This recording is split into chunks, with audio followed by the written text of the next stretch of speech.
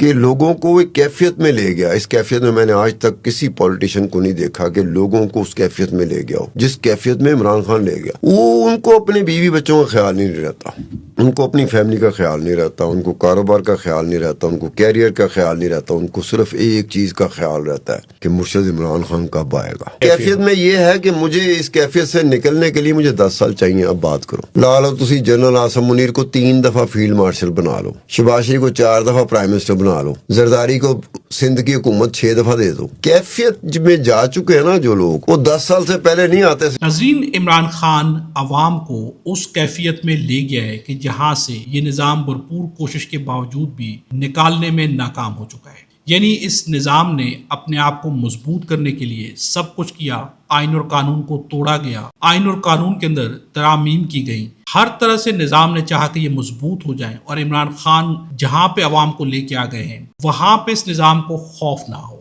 لیکن اس کے باوجود بھی اس کیفیت سے عوام کو نکالنے میں یہ نظام مکمل طور پر ناکام ہو گیا ہے. آپ نے صحافی کی گفتگو سنی، اب آپ کے سامنے رکھتے ہیں جسٹس محسن اختر کیانی بھی بولے ہیں.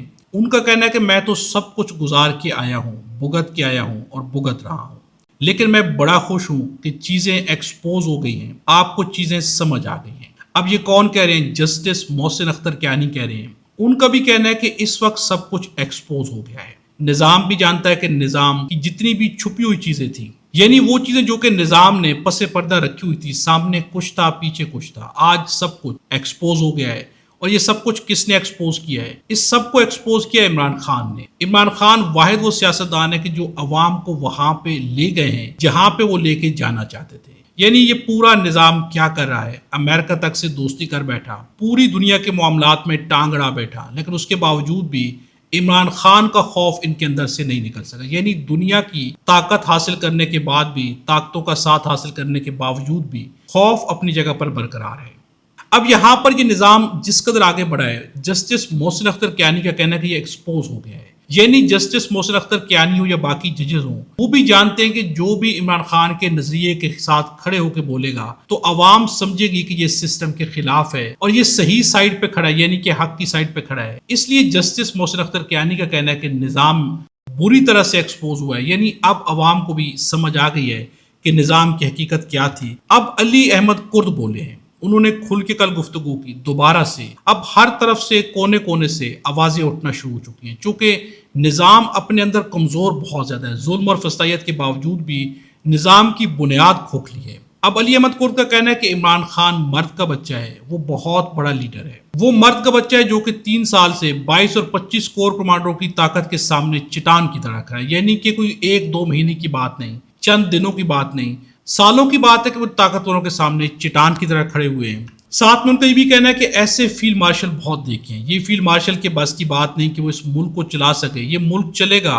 تو آئین، جمہوریت اور عدالتوں کے تحت چلے گا. لوگوں کے اعتماد کو بحال کرنا ہمارا پہلا کام ہوگا اور میں اس اعتماد کو بحال کرنے میں آپ کی فوج کا سب سے آگے والا کمانڈر ہوں.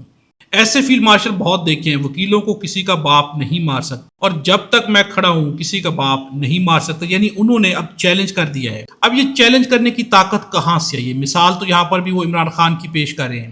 ساتھ میں ان کا یہ بھی کہنا ہے کہ ہماری عدالتوں پر 26ویں اور 27ویں ترمیم کا الو آ کر بیٹھ گیا ہے اور یہ ججز اس الو کے احکامات کے تحت کام کر رہے ہیں. اب یہ باتیں اس نظام میں، جو کہ موجودہ نظام ہے، اتنی کھل کے کرنا کیا آسان ہے؟ آخر علی احمد کرد اتنے کھل کے کیوں بول رہے ہیں؟ اس کے علاوہ بھی جگہ جگہ سے آوازیں اٹھ رہی ہیں. اس لیے کہ نظام ہر روز کمزور ہوتا جا رہا ہے اور جو نظام کے قریب ہیں وہ جانتے ہیں کہ نظام کھوکھلا ہے. جس طرح مولانا فرحمان بول رہے اور صاف چیلنج کر رہے ہیں کہ کوئی ہے تو پرچہ کر کے دکھائے. آخر کیوں بول رہے ہیں؟ چونکہ ان کے ہاتھ میں نظام کی کمزوری لگ چکی ہے. نظام مکمل طور پر مفلوج ہے، کمزور ہے، اپنے آپ کو بچانے کے لیے طرح طرح کے حربے کر رہا ہے، لیکن نظام مکمل طور پر عوام کے سامنے ایکسپوز ہو گیا. کمنٹس میں اپنی رائے کا اظہار ضرور کیجیے گا.